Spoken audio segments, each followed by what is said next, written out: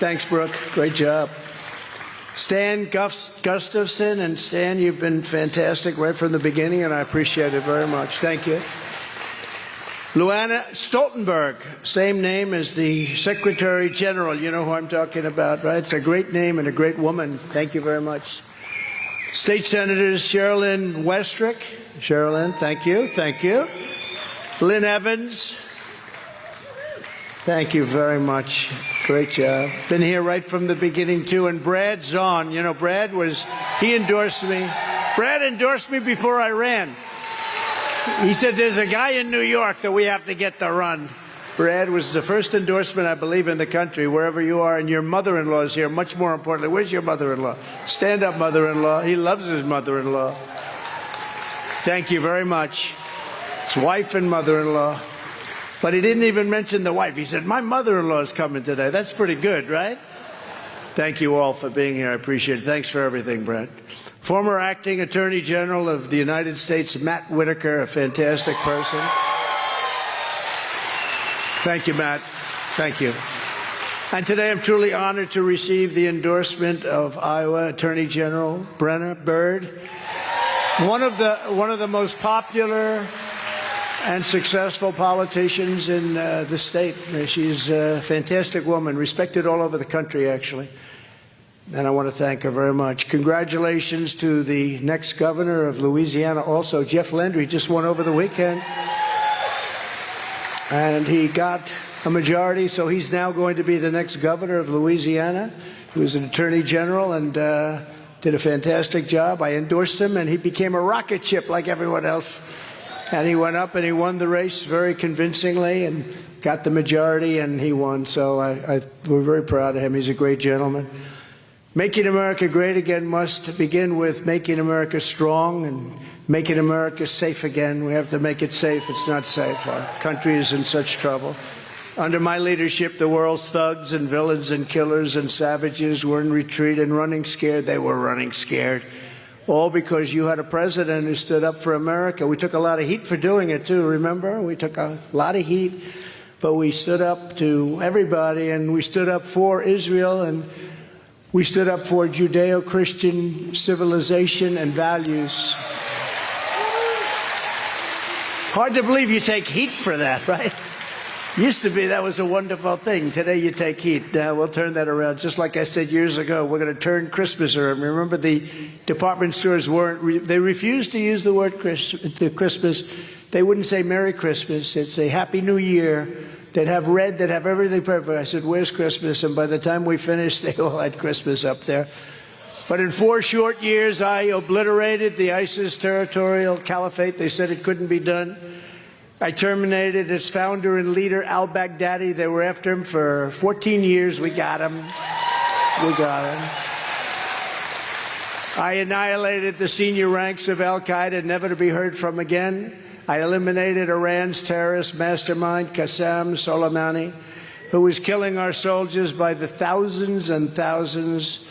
He's the father of the roadside bomb. He loved the roadside bomb.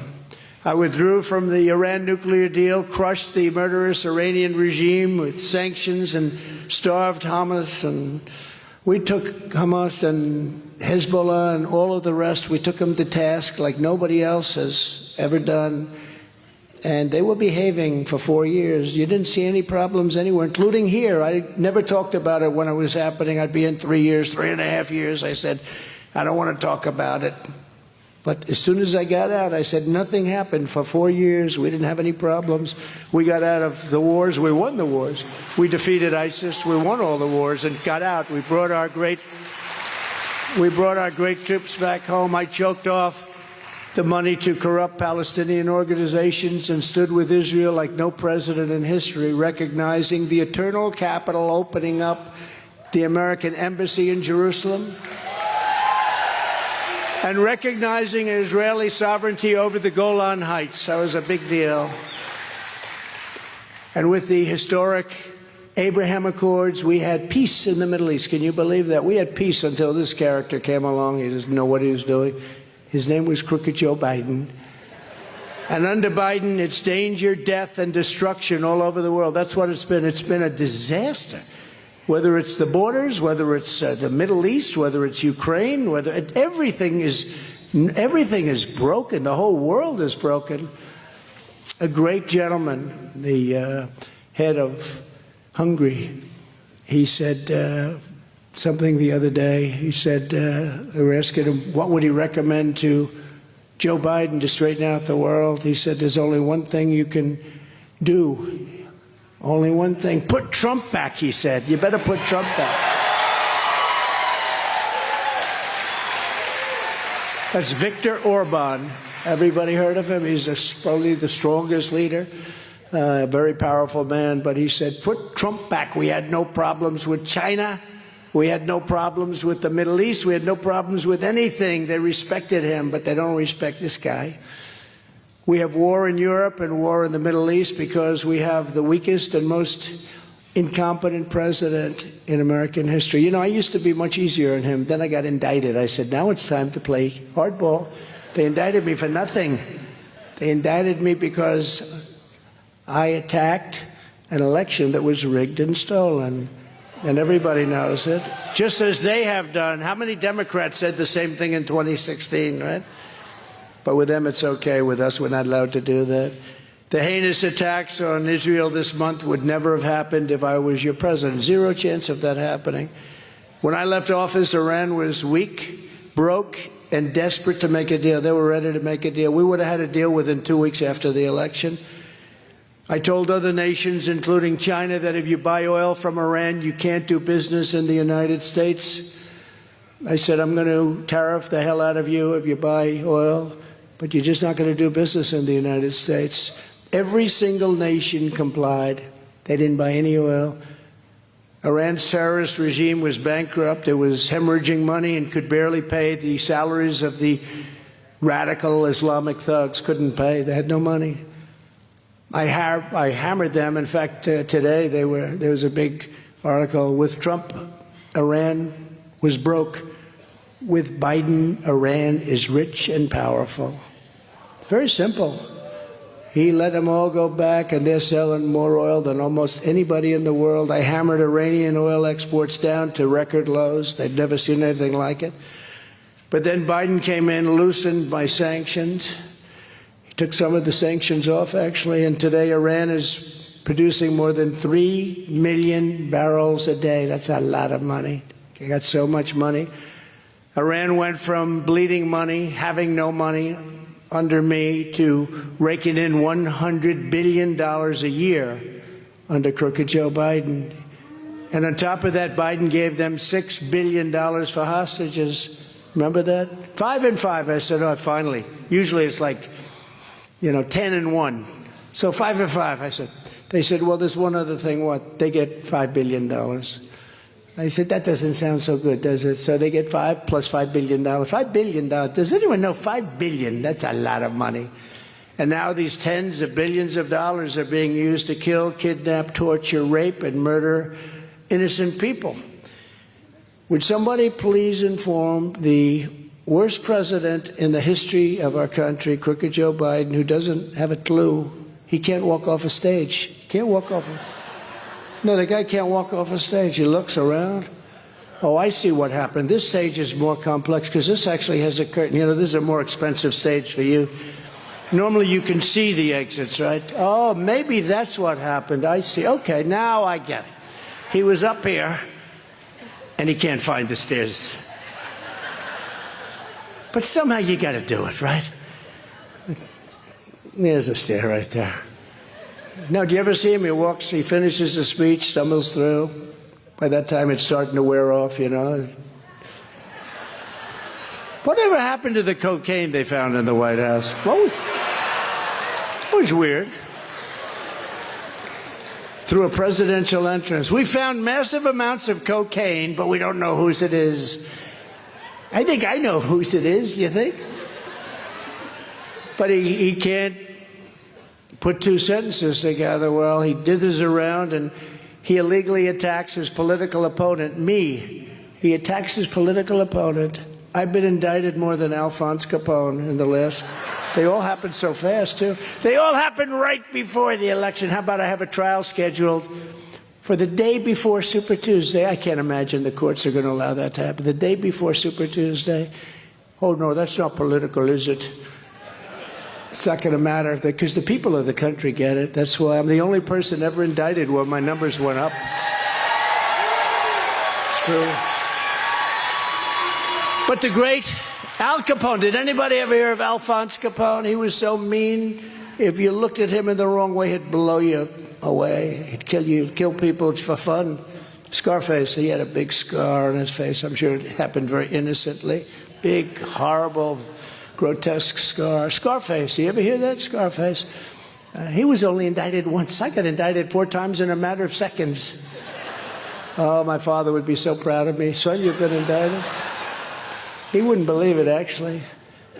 But they've weaponized law enforcement. That's all they did. Indicted for nothing. They've weaponized law enforcement. But the people of this country get it. We have an incompetent guy. And I used to, you know, out of respect for the office, I never used to talk about him this way. I felt this, but I wouldn't do it out of respect for the office.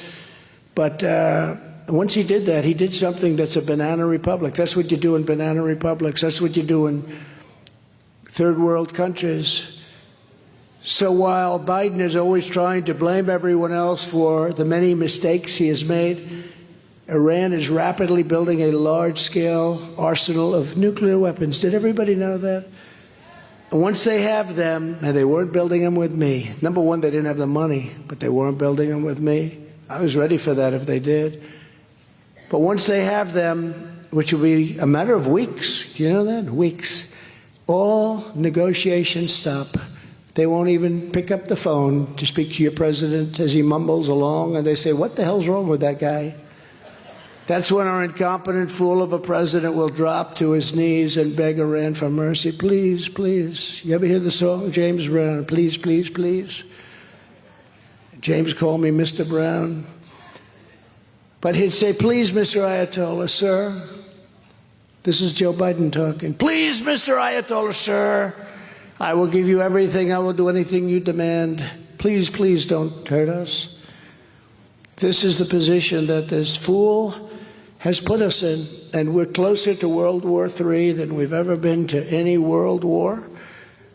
Nobody ever thought a thing like this could happen, and we're closer than ever before. We've never been, and I've been saying it for a long time. Did you ever see Trump was right about everything on hats? I don't know who did the hats, but I have been right about most, and I don't want to be right about that, so I'm not going to make, but I tell you, we are close. We are close. It could happen, and we have a fool.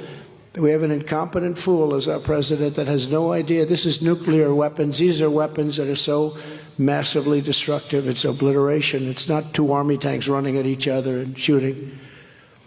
3 years ago, under Trump, Iran was broke, had no nuclear weapons or even the prospect of a nuclear weapon. Biden has made Iran rich in a period of 3 years and has no idea what to do about it. And they are in a position where they're going to have weapons, and they're going to be big ones too. Iran started the attack on Israel and desperately wants to become openly involved. Now, Biden refuses to admit that. Biden says, well, so far we haven't seen any evidence. Well, they're financing Hamas and they're financing Hezbollah. They're giving him the money. They're giving him the training. So he says they haven't, you know, he feels bad because somehow he's like in their pocket. He's in their pocket. But they go around saying death to Israel, death to America, and they chant it openly all over the place. Don't let Iran have nuclear weapons. That's my only thing I have to tell you today. Don't let them have it. They would have never had them. We would have made a deal. They would have been satisfied. Everybody would have been satisfied. But then we had that corrupt election. Our country has never been so low or in such danger as it is right now. And don't feel too depressed as I talk to you, because we can bring it back. We've got to win the election. We'll bring it back stronger than ever before. Stronger than ever before. I didn't want to be too much of a downer here. I have to hit you with a little positivity, right? I got to give you a little bit. We'll be stronger than ever, but we got to win this election. It's a long time. You know, you have yours on January 15th, the caucuses, but we have a year, essentially a year to go. A year is a long time when you have incompetent and bad people and corrupt people running our country. But it's very simple. Joe Biden betrayed America and betrayed Israel. But as your president, I will stand with Israel 100%. Do we have to? We have to. And I kept Israel safe before. Then with 4 more years in the White House, I will defend the state of Israel like no one else can. Nobody else will be able to do that. Look at what we did. We defeated ISIS. Remember when Hillary Clinton, I don't call her crooked anymore. I've given that term over to Biden. I don't know. I call her beautiful Hillary. She's a beautiful woman. Beautiful, beautiful Hillary. Remember when she was, he'll cause a war with his personality. No, my personality kept us out of war. We didn't have any wars. I was the first one in, I think they say 76 years.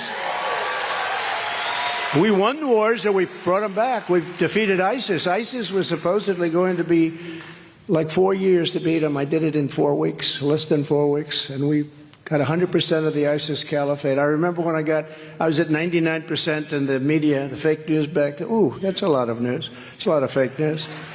But they were saying, he's leaving before he completes the task. I said, can Russia, can Iran, can Iraq, which, by the way, is sort of Iran, if you want to know the truth. Another great move by a certain politician who probably ranks right up there with, nobody ranks, by the way, close to the one we have now.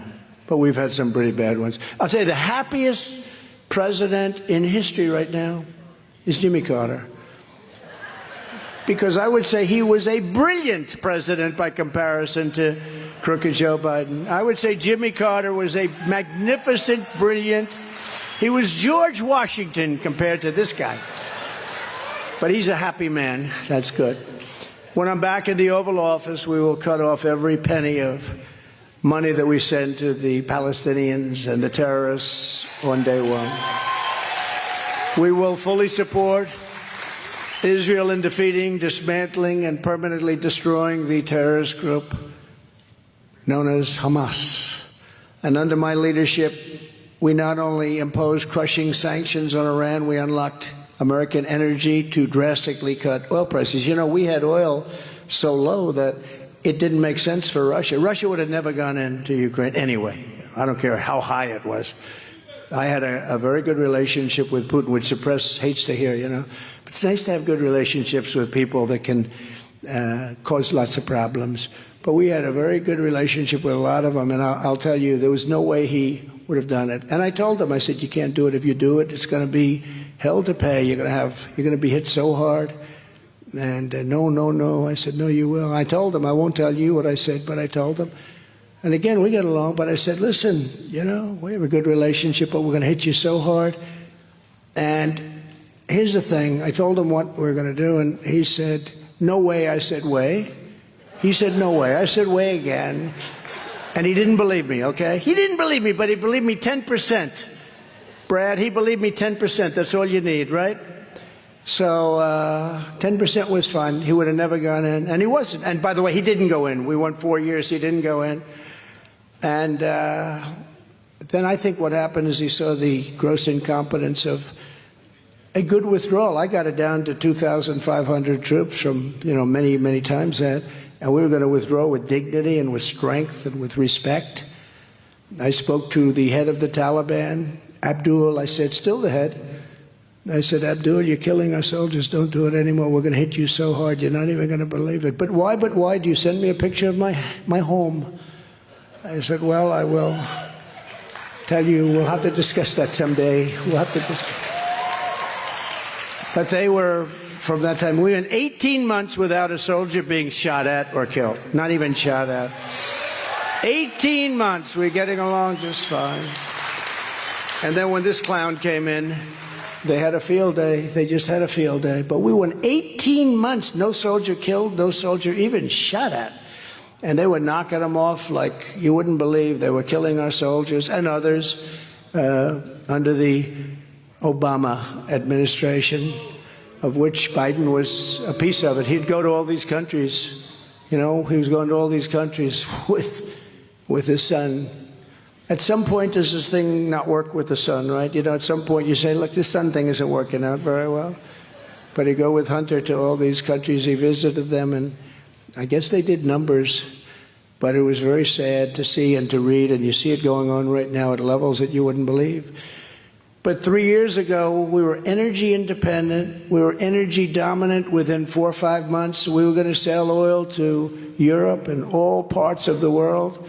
We're going to pay off our debt. We were going to reduce your taxes. I gave you the largest tax cut in history, bigger than Ronald Reagan's tax cut. Gave you the largest regulation cuts. But now we'd have the energy future would never be hostage to hostile foreign powers. We didn't need it. We didn't have to worry about that. But Biden surrendered to Iran, totally surrendered. Crooked Joe shut down American energy, and he unleashed Iranian oil like nobody's ever seen before. Made them really rich, really far greater than the $6 billion you read about. A little more complex, but far greater. That's why I thought I'd explain it to you. It's not too complex. They made a fortune. They got hundreds of billions of dollars. On day one, I will shut down Iranian oil, and I will unleash American energy like it's never been unleashed. We were ready to do that. We had it unleashed. And we will drill, baby drill. Is that okay? Remember I told you in Iowa, I said, go out and buy bigger tractors and more land, right? That's what I said. Just go buy. And that's what happened. I made a deal with China, the only one to make a deal with China. It's funny, I told this story before. I heard my people. I said, how much money is it that we're talking about? Because China took tremendous advantage of our country, especially with the farmers. I said, what's the number? I asked Sonny Perdue, Secretary of Agriculture. I said, what's the number? He said, 28 billion, sir. It's 28 billion. I got you $28 billion from China. That's what I asked for. So I didn't want to get greedy. 28 billion from China. That's why when they say, sir, please don't talk that way when you're in Iowa. It sounds like you're so arrogant. And you shouldn't do it. I said, but I have to. Because I said, there's no way I lose Iowa. I got their farmers $28 billion for Nebraska and Iowa, Wisconsin, and any farm state. They got a lot of money. They got a lot. They got that money they couldn't believe. Who else would have asked China? I'm sorry, you got to give us $28 billion. No, we got hundreds of billions of dollars for the country. I took the $28 billion out of that. No other president got 10 cents from China. Not 10 cents. I got hundreds of billions of dollars from China. They weren't particularly in love with me, but I actually got along very well with President Xi until COVID, in which case that was a case too far. But most importantly, we will keep the radical Islamic terrorists the hell out of our country, like I did for 4 years. Like I did for 4 years, I kept them out, right? I wouldn't have said it. I told you I wouldn't have said it. In 3.5 years, I wouldn't have said it. 1 month short, I didn't want to talk about it, but right after we got out, I said, for 4 years, you had no problem. The atrocities in Israel are a horrific reminder that immigration security is truly national security. It really is. It's national security. We have people coming into our country now that are the same people in many cases as did what they did 2 weeks ago in Israel. The purpose of U.S. immigration law is not to protect the world. It's to protect the United States of America. We have to protect our own country.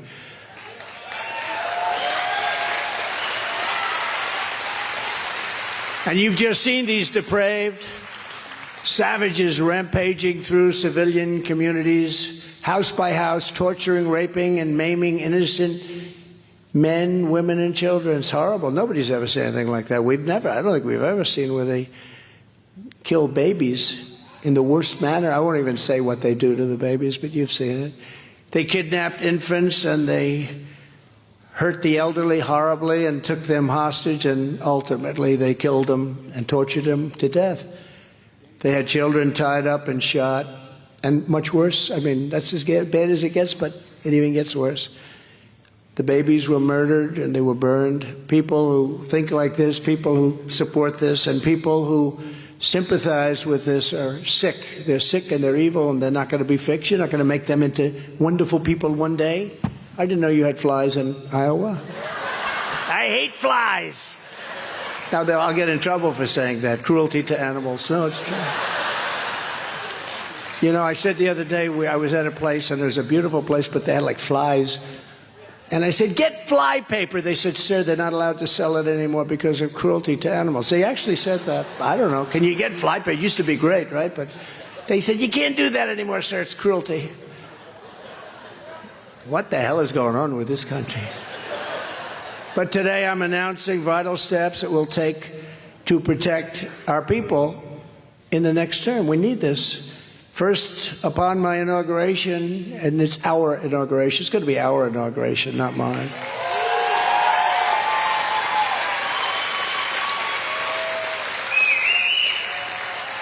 You know, when I ran for president, I said this is going to cost a lot of money. I had no idea it was going to cost this much, but I don't care. It doesn't matter, because what we've done is so incredible, and what we'll do is, in a certain way, I think even more important, because they've shown how bad they are. They've shown how sick they are. They've shown how incompetent they are.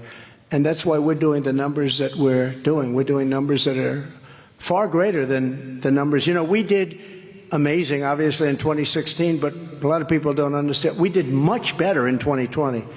Got millions more votes. That never happens. Usually a president gets less votes and wins. I got numbers that nobody believed, and was told by the biggest pollsters, Fabrizio, McLaughlin, sir, have you got 63 million votes again? It's a landslide. I said, well, that's good. We got millions and millions more votes. No president's ever gotten more votes, I mean, by a number, I think 2 or 3 times, what anybody else has ever gotten over the previous term. And then they said, we lost the election. Oh, really? Really? No, they used COVID to cheat. They did a lot of things that were terrible. Terrible. They went up. They didn't use legislatures. They stuffed ballot boxes. All you have to do is look at 2,000 Mules, right? They stuffed the ballot boxes. Do you notice the way those books have all disappeared? Somebody said, you know, I can't get the book on 2,000 Mules. I can't get the tape. I can't get the book. They want to get rid of all that stuff because they understand it. But as I've already said many, many times before, I will immediately reinstate and expand the wildly successful Trump travel ban on entry from terror-plagued countries, territories, and places. We're going to, they ended it. They ended it. And it just kept us safe. We wouldn't let people come in from certain countries where there's tremendous terror. Makes sense, right? If you're coming from somewhere full of people who want to kill Americans, we will not let you in. We worked very hard on that. We had the greatest border, most secure, safest border in the history of our country. We built 561 miles of wall. Nobody likes to say that. You know what they do is, if there's like a board laying there from 50 years ago or 100 years ago, a 2x4 that's rotted, they'll say, it wasn't a new build, it was renovation. No. If they had steel rotting in the sand that was a foot tall, that was ready to fall over, or fell over, they would say, oh, that was a renovation. No. We did a great job with the wall. We did a great job with Mexico, too. They gave us 28,000 soldiers free. You know, when I say Mexico will pay for the wall, they paid for much more than the wall. They gave us 28,000 soldiers free. And when I asked them for the soldiers, I said, look, you've got these caravans. They're pouring through Mexico, and you know how to stop them. You got to stop them. And I had a great relationship with the president of Mexico. He's great guy. He's a socialist. As I say, you can't have everything. But he's a great guy, very popular, too, in Mexico. And I said, you have to give us 28,000 soldiers while we're building the wall. He said, I can't do that. He gave me his top people. We'd started negotiating. One man, very smart. He was the top person in all of Mexico. I said, you got to give us 28,000 soldiers for the border. He laughed at me. What? What, are you kidding? I said, free of charge, by the way. He said, why would we do a thing like that? I said, you got to do it. The woman at the State Department, you've heard the story. Sometimes I'll tell it. It's a little long, but it's sort of cool. But you've heard it, where a woman at the State, who was really good, but she never won. She said, I've been in charge of Mexico for 20 or 25 years. She said, we've negotiated with them for years. They'll never do that. Not only that, end, catch, and release into our country, remain in Mexico, little things like that, Title 42, all these, having to do with sickness. We have people coming in with infectious disease. That's unbelievable, what's happening. Infectious disease, a big problem. And a lot of Americans are getting sick because of what's happening at the border. But I said to him, no, you have to do it. He said, no, we won't do that. I said, yes, you will, 100%. I looked at him. I said, 100% you'll do it. He didn't know what the hell I was talking. He said, no, we're not going to do that, sir. I said, yes, you will. Here's the story. It's Friday at 4 o'clock. On Monday at 7 in the morning, every single car that you make, which is millions of cars, you know they took 32% of our automobile business. And by the way, the United Auto Workers ought to vote for Trump because their union is selling them down the tubes, okay? Their union is selling them down the tubes with this all-electric car fantasy. They cost too much and they don't go far. Electric cars are good if you have a towing company. Other than that, in fact, I'm thinking about opening up a massive towing company, and I'll quit this race for president. We're only leading by 58 points or something. No, it's terrible. This whole electric car is sick. It's sick. They don't go far. It's good if you want to go to the grocery store, take a quick little drive. You know, they say the best thing about an electric car, the first 10 minutes, you feel great. The next 45 minutes, you're worried about where the hell am I going to get a recharge? So it's a problem. But they don't go far, and they're very expensive. And the other thing is you'll never make them in this country because everything you need for an electric car is in China. We have the stuff that you need for our cars. It's called gasoline and oil. It's right underground.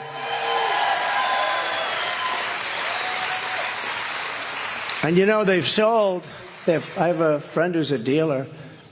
I think he said he's got 4,000 orders for new cars.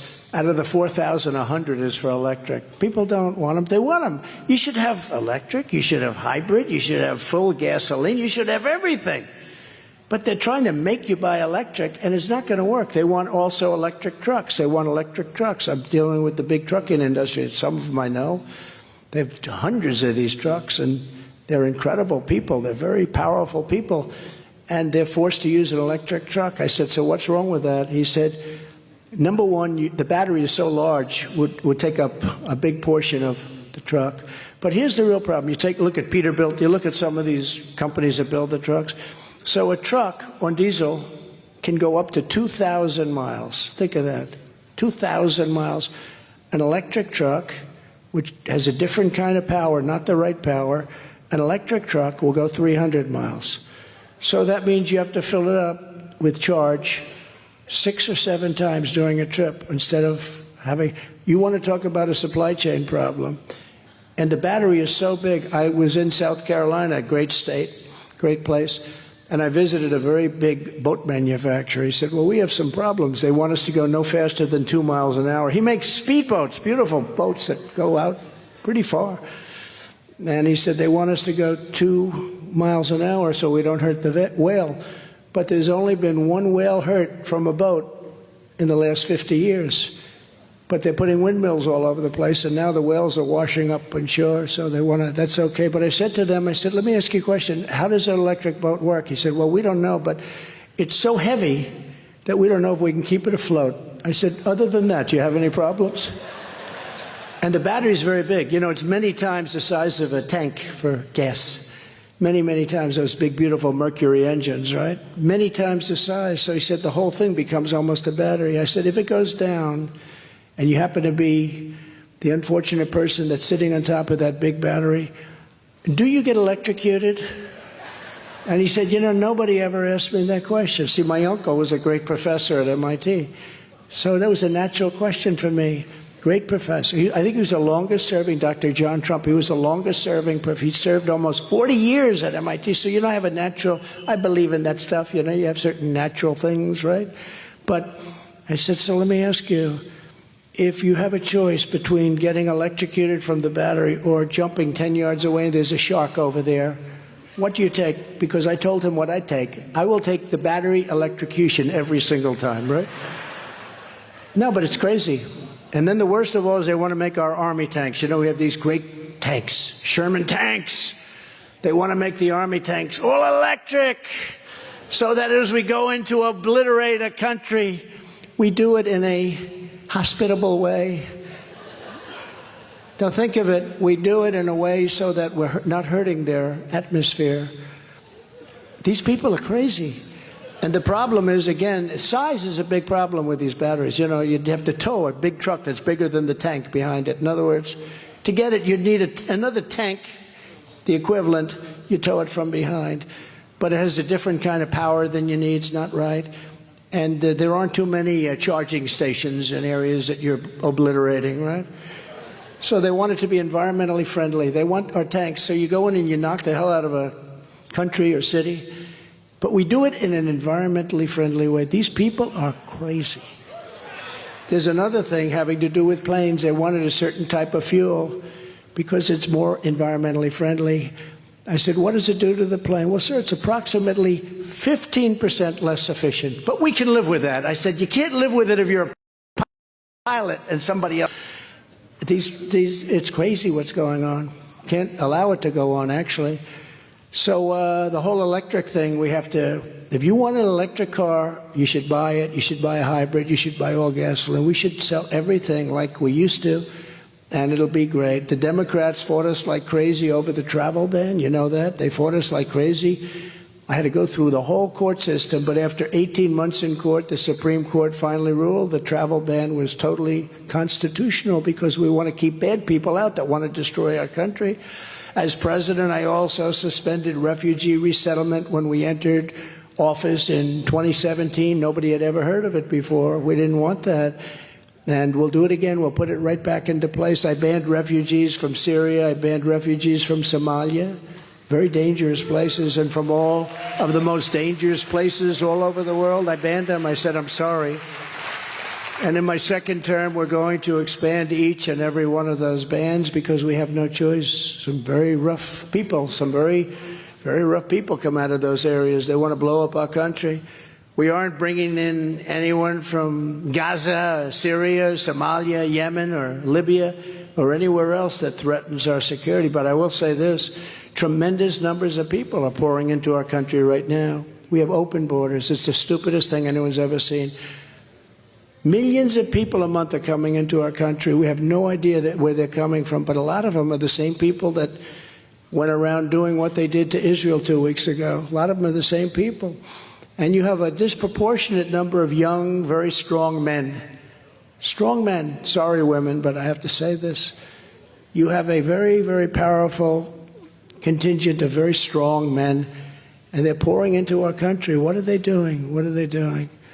I also issued a historic rule proclaiming that no refugees would be resettled in your communities without your consent, and we will reinstate that rule on day one. You had to consent.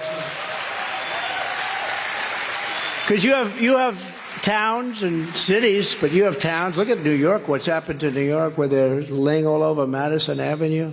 You have shop owners that have been there for years. They're all closing their stores. They're going out of business.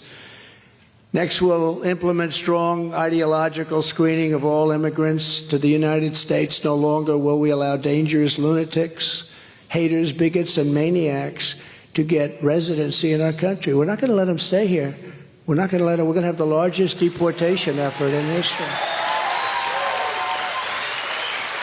And people say, oh, that's so mean. But I think meaner is when you have thousands of people being killed all over. It's one of those things. You know, Dwight Eisenhower, you'll feel better about this, because people didn't consider him that tough a guy, but he was actually a very good president, good general, very good general. But he became president, and he was a very big person on deportation. He deported more than anybody else. He said, they cannot be here.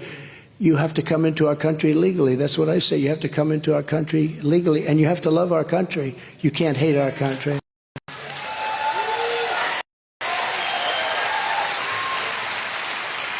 If you empathize with radical Islamic terrorists and extremists, you're disqualified. You're just disqualified. If you want to abolish the state of Israel, you're disqualified. If you support Hamas or any ideology that's having to do with that, or any of the other really sick thoughts that go through people's minds, very dangerous thoughts, you're disqualified. If you're a communist, a Marxist, or a fascist, other than the people that are already here, of which many are in the Biden administration, you're disqualified. I'd like to get them out, too. Maybe we'll work on that next. In addition, we will aggressively deport resident aliens with jihadist sympathies. We have to. This isn't like being Mr. Nice Guy. We have to, or we're going to have a country that's going to be blown to shreds because bad things are happening. Millions and millions of people have come into our country and nobody has any idea where they're from. Some from countries that nobody's ever heard of. In the wake of the attacks on Israel, Americans have been disgusted to see the open support for terrorists among the legions of foreign nationals on college campuses. They're teaching your children hate. They're teaching your children hate. Under the Trump administration, we will revoke the student visas of radical anti-American and anti-Semitic foreigners at our colleges and universities, and we will send them straight back home. They go back home. Enjoy your life.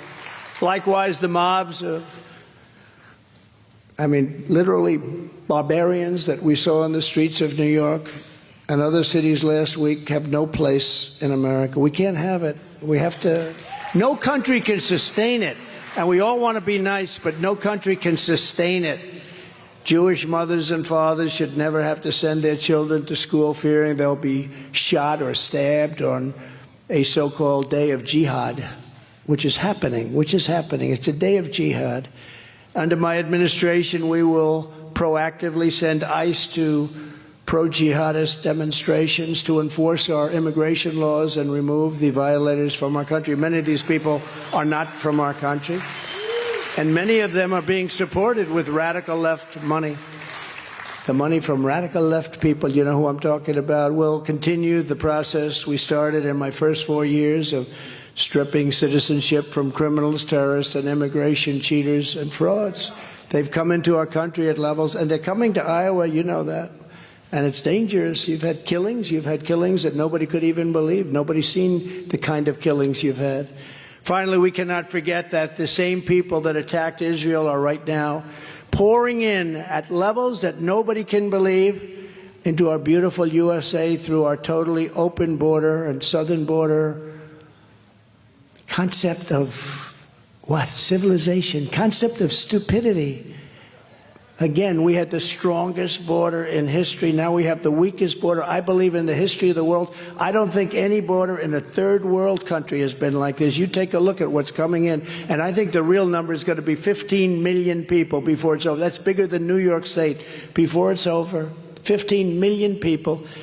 And many of those people, again, I say it, they're from prisons, they're from mental institutions, and they're terrorists. Congratulations. This is what this man has done to our country. We will be paying the price for this for years to come if we do not do something about it immediately. You know, I do something sometimes called the snake. Did anyone ever hear of the snake? Did you hear of it? Should I do it? Should I do it? Because I have it here, and we have lots of time today. What the heck? I'm actually going back to New York tonight. I'd rather be right here with you right now. But we have plenty of time, and it's a snake. And what it is it's representative of the people that we're allowing into our country, because we know who they are. We're trying to be nice, but sometimes you can't be so nice. You have to do it. We have to run it like a country. You look at some countries have absolutely no problems. You look at others, they're a disaster. But our country is one of the great disasters of the world. We've gone from a great nation to a nation that's got problems like we've never had before. So this has to do with immigration. This has to do with Israel and what's taking place in Israel with the people that did that horrible, horrible thing 2 weeks ago on her way. And I think who's heard this before? Who? Should I do it again? Any no's? I don't think so. No, people like it. It's sort of rather incredible. On her way to work one morning, down the path along the lake, a tender-hearted woman saw a poor, half-frozen snake. His pretty colored skin had been all frosted with the dew. Poor thing, she cried, I'll take you in and I'll take care of you. That's exactly what we're doing, right? I'll take care of you. Take me in, O tender woman, take me in for heaven's sake. Take me in, O tender woman, sighed the vicious, vicious, vicious snake. She wrapped him up all cozy in a comforter of silk and laid him by her fireside with some honey and some milk. She hurried home from work that night. As soon as she arrived, she found the pretty snake she'd taken in had been revived. Take me in, O tender woman, take me in for heaven's sake. Take me in, O tender woman, sighed the vicious snake. She clutched him to her bosom. You're so beautiful, she cried. But if I hadn't brought you in by now, you truly would have died. She stroked his pretty skin again and kissed him and held him tight.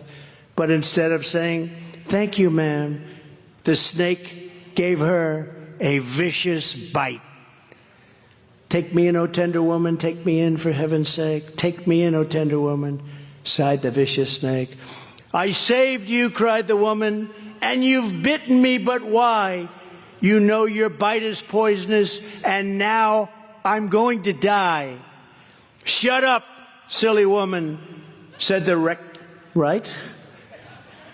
said the reptile with a grin. You knew damn well I was a snake before you took me in. And that's really it. That's what we're doing. We're taking in people. We're taking in people into our country. I think it's terrific. We're taking in what this is, what it represents. We're taking in people into our country that are going to cause tremendous problems, and most people don't want to talk about it. Upon our inauguration, because it's our inauguration, it's not my inauguration, we're all president as far as I'm concerned, because what I spent on this deal, I thought it was going to be a lot, but it's billions and billions, and I don't mind at all. I mean, Bloomberg spent what? Michael Bloomberg, $2.5 billion, and he only got the first question, right? He was decimated with the first question, $2.5 billion. But I spent a lot to do this, and I'm very glad. Somebody said, are you glad you did it? I said, yes, absolutely. They thought I'd say no. I had a nice life before this, you know.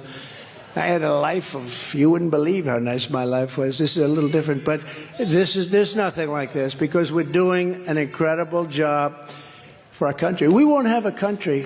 We won't have a country. I think if this election turns out to be rigged, and we have the best lawyers in the world this time. Nobody thought they could pull that off. But if it's a rigged election or a fake election, or if we lose this election, we are going to have, I believe, no country left. I believe that's going to happen.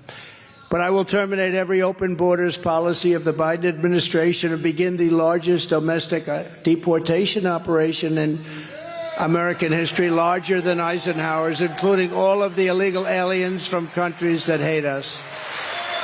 These are countries that hate us. And I will invoke the Alien Enemies Act to remove all known or suspected gang members, drug dealers, cartel members, and security threats from any kind, and of any kind, from the United States of America. We're going to get them out of our country. It's going to happen fast, too. It's no wonder the far-left lunatics are getting desperate to stop our movement by any means necessary. Crooked Joe Biden and his radical left Democrats, and they are really radical left, have weaponized law enforcement to arrest their leading political opponent, me, and others too, people of religion, a lot of others too. It's sick what's going on. This is high-level election interference. They want to disturb the election. This is their form of cheating this time. And it's happening for a single reason, because I'm the only candidate they do not want to run against. You know, they always say disinformation. Oh, we want to run against Ron DeSanctimonious, even though he's losing by 10 points to Biden, if you can believe. How the hell do you lose to Biden? But they say that. See, they say the opposite. Disinformation, misinformation, they're very good at it. They'll say, we really want to run against Trump, because that's who they're running against. We really want to run against Trump, but they don't. And the way I look at it, we beat him twice. Now we have to beat him a third time. We beat him. We beat the hell out of him the second time. Think of it. Think of it. Think of it. We did much better the second time than we did the first. Remember that. And they're getting beaten very badly by me in the polls. They think the only way they can catch me is to stop me from speaking. They want to take away my voice. And a judge gave a gag order today. Did you hear that, on speech? Which I believe is totally unconstitutional, what she did. A judge gave a gag order. A judge doesn't like me too much. her whole life is not liking me. But she gave a gag order. You know what a gag order is? You can't speak badly about your opponent. But this is weaponry all being done because Joe Biden is losing the election and losing very, very badly to all of us in the polls. He's losing badly. But what they don't understand is that I am willing to go to jail if that's what it takes for our country to win and become a democracy again.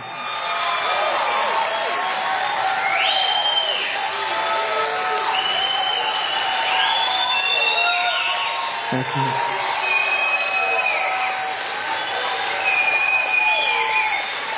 Thank you very much. So true. So true. Thank you very much. Appreciate it. We're being laughed at all over the world.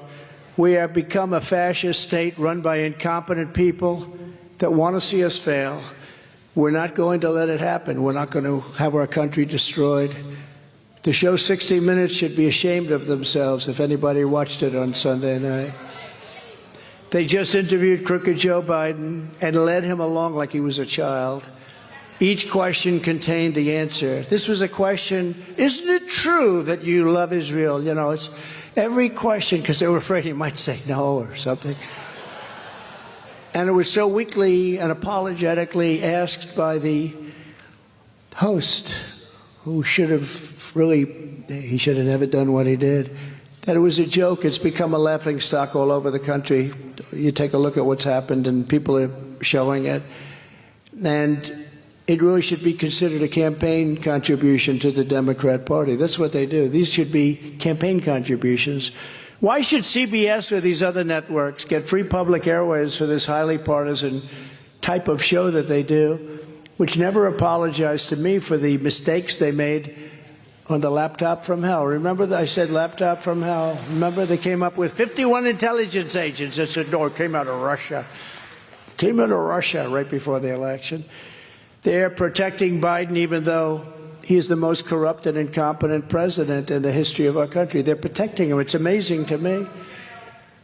And again, the Carter administration looks brilliant by comparison. The only thing the Biden regime does well is go after crooked Joe's political opponents, and even that will fail. That's going to fail. You watch. That's going to fail. It's going to fail bad. It's got to fail.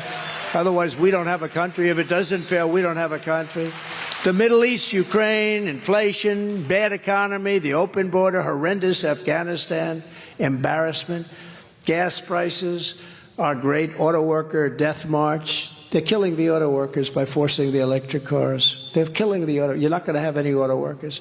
I went to Michigan 2 weeks ago. I said, listen, don't worry about what you're getting per hour. That's not your problem. Your problem is you're not going to have a job in 2 years if they accept these mandates for electric cars.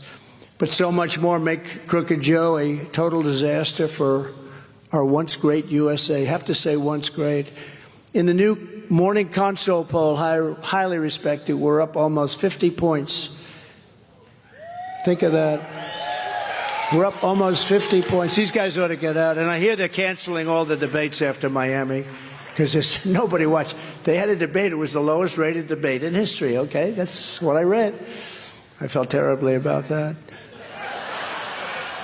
But we're up almost 50 points on Ron DeSanctimonious, a man who I got him the job, and then he said 4 years later, well, I'll run against him. Oh, that's not working out too well. In the Iowa State poll, we're dominating DeSantis 55-17, and he's sinking very, very rapidly. Ron DeSantis. That's the abbreviation for DeSanctimonious, in case you remember. Ron DeSantis, somebody from one of the networks on a straight interview. Ladies and gentlemen, we're proud to have Governor Ron DeSantis with us. It's DeSantis. But he actually changed his name, remember? To DeSantis. And I left a message, never change your name in the middle of a campaign. It's not a good thing. DeSantis.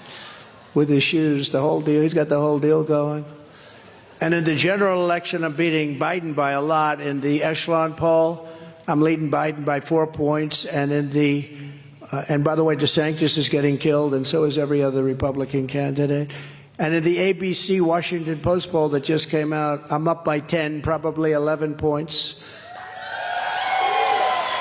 That's on Biden. That's on Crooked Joe. The radical left, Democrats, rigged the presidential election of 2020, and we're not going to allow them to rig the presidential election of 2024.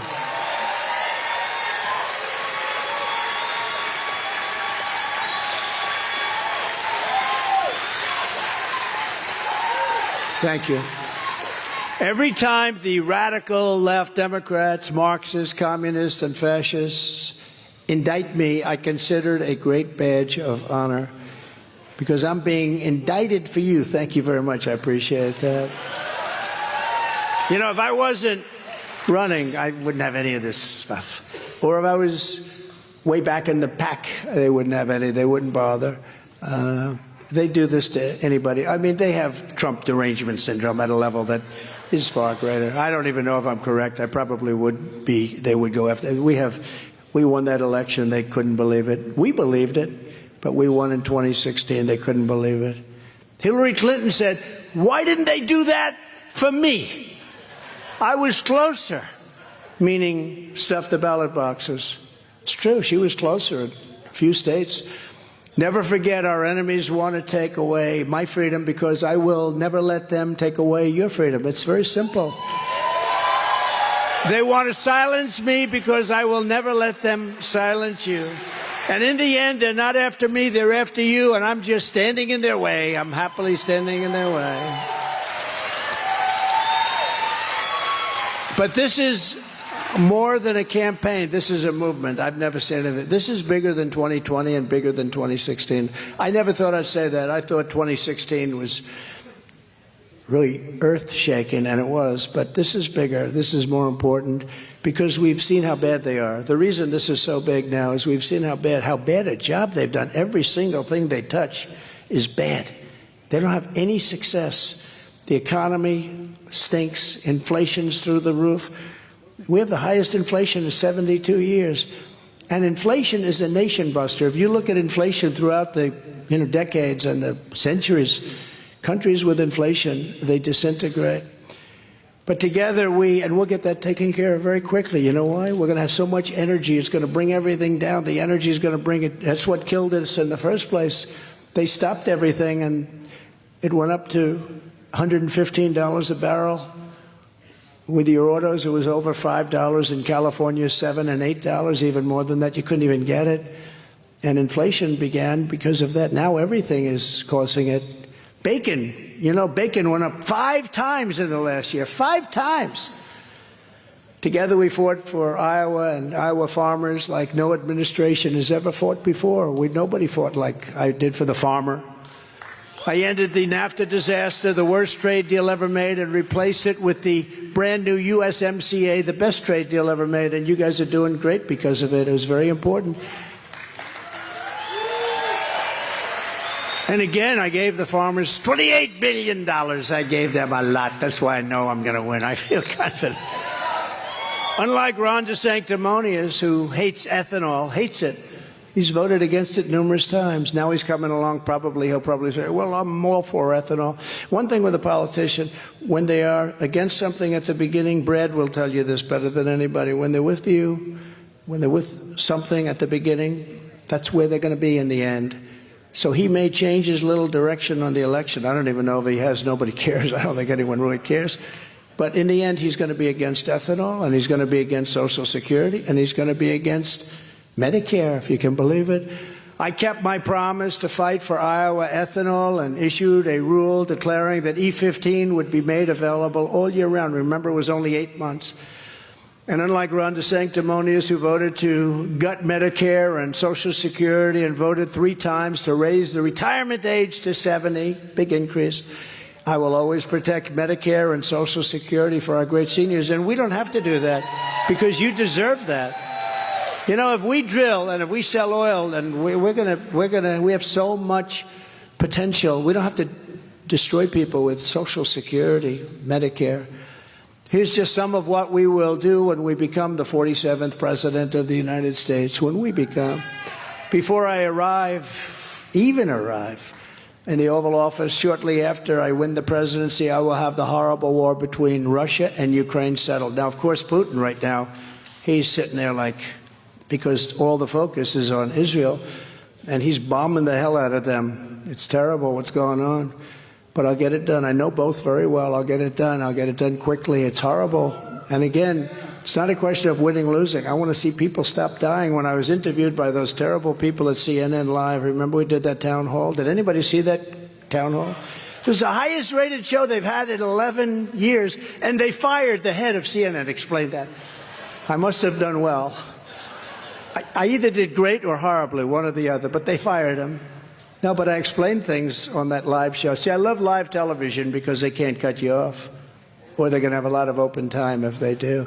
That's why I love these guys. All those guys back there, they have those cameras raging, but when they think I'm going to say something bad about the network, those red lights go off so fast. But I'm the only candidate who can make this promise. I will prevent World War III. I'll prevent it. I'm going to prevent it. I will end Joe Biden's inflation disaster. We will quickly rebuild the greatest economy in the history of the world, which we had before. I will deliver additional tax cuts. The biggest tax cuts ever granted were my tax cuts, bigger than Reagan. People, they don't want to hear it, but they were. Just like in Florida, nobody ever wants to write this. I got 1.1 million more votes than the sanctimonious. You know, they said, oh, he did well in Florida. Well, I did a lot better than he did. I got 1.1 million votes more than he did.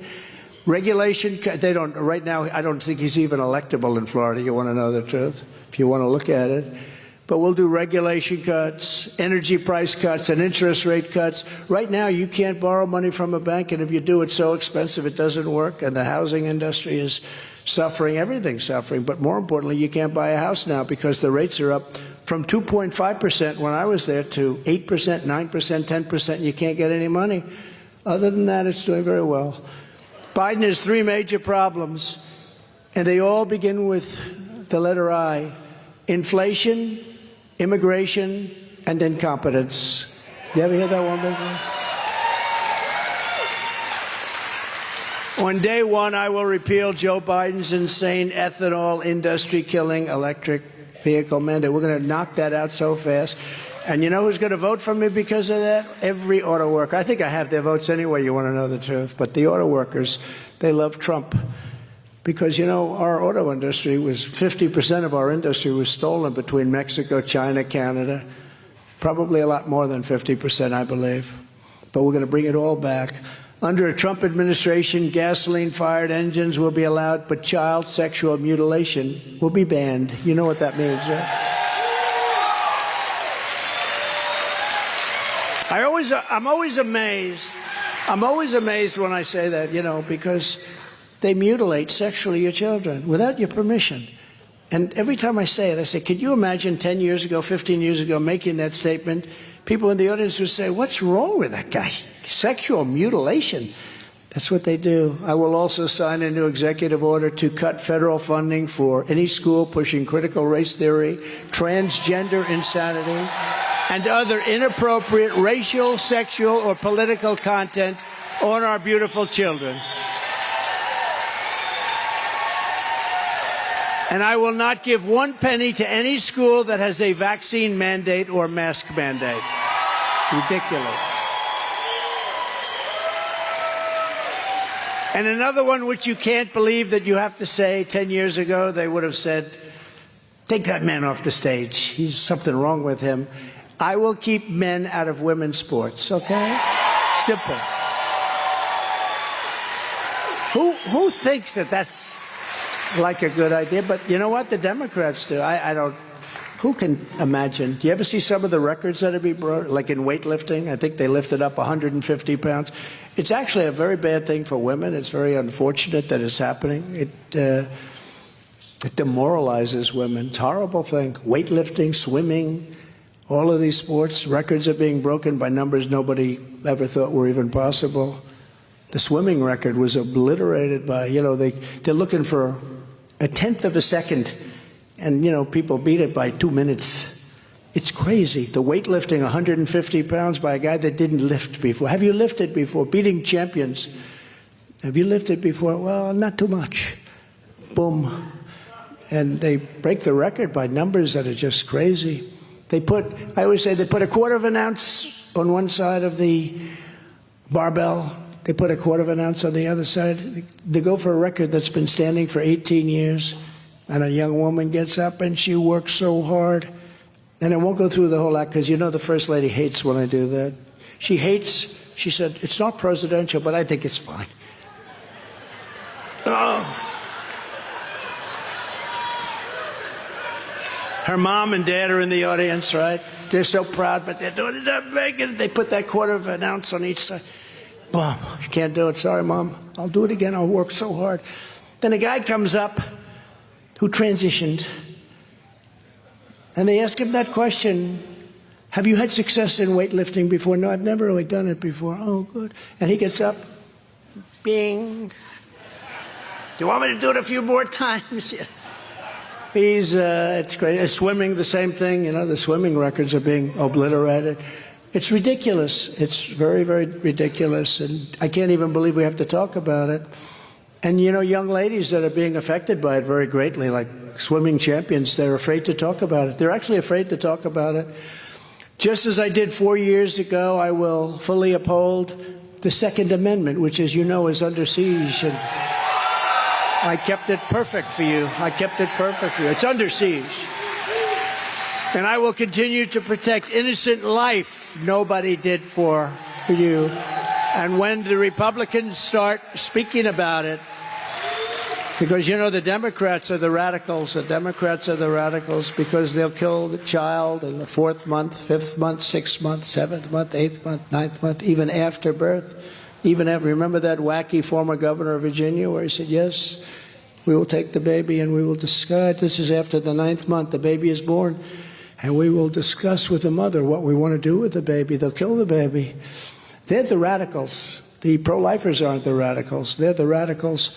And when politicians, and some of them do and some of them don't, you have to go with the exceptions for the election, but you also have to follow your heart. You have to follow your heart. But when politicians speak about that strongly and with conviction, it's a fantastic issue, but you have to go with what you believe. You have to go with what you feel. Very important. But we got it done. We ended Roe v. Wade, which is the most radical.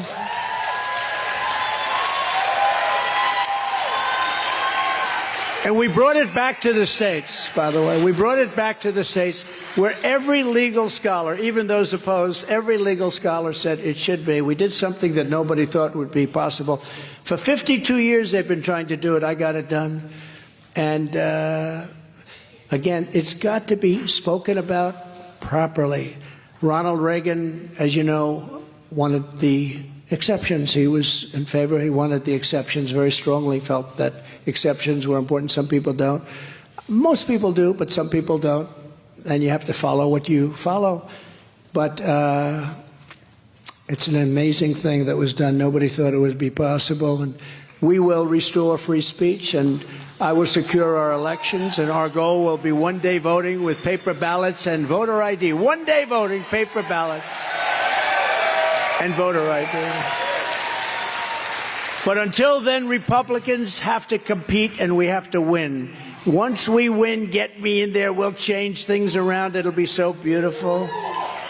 You know, we had the greatest economy in the history of the world. No country ever did what we did. That's why we have this kind of support. If we didn't, you wouldn't be giving us this support, both in security and every other thing that we did. Rebuilding the military. We have tremendous support in the military, tremendous support from every single group, including women and suburban women. You know why? They want safety. They want safety. A lot of suburban women, they said, oh, Trump's not doing well with suburban women. I think we did great with suburban women. I think that we had a lot of bad things happening, but, you know, they want safety. They want security. They don't want to have a low-income development built next to them in their house that they work so hard to get with their husbands, you know? And we ended all of that. So we're doing well. We did well with every single group. And what's happened is we did well, but people take it for granted a little bit. For instance, we had the safest border ever. And in 2020, I never talked about the border because we had such a good border. There was nothing to talk about. I said, can I talk about the border? Sir, nobody cares about the border. I said, that's terrible. In 2016, it was the single biggest issue.